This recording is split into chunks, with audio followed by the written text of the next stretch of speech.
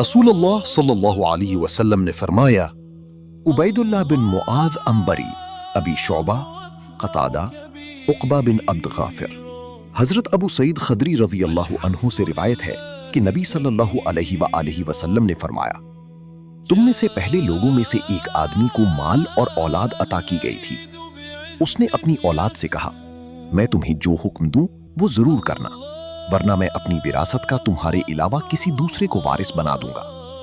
جب میں مر جاؤں تو مجھے جلا دینا۔ اور زیادہ یاد یہی ہے کہ آپ صلی اللہ علیہ وآلہ وسلم نے فرمایا، پھر میری راکھ بنانا اور مجھے ہوا میں اڑا دینا، کیونکہ میں نے اللہ کے پاس کوئی نیکی نہیں بھیجی اور اللہ تعالیٰ اس بات پر قادر ہے کہ مجھے عذاب دے۔ پھر ان سے وعدہ لیا، بس انہوں نے اللہ کی قسم اس کے ساتھ ایسا ہی کیا۔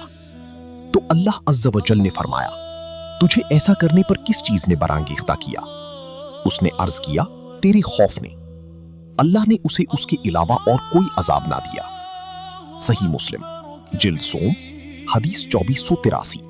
اللہ ہم سب کو نیک عمل اپنانے اور اس پر استقامت کی توفیق دے، آمین۔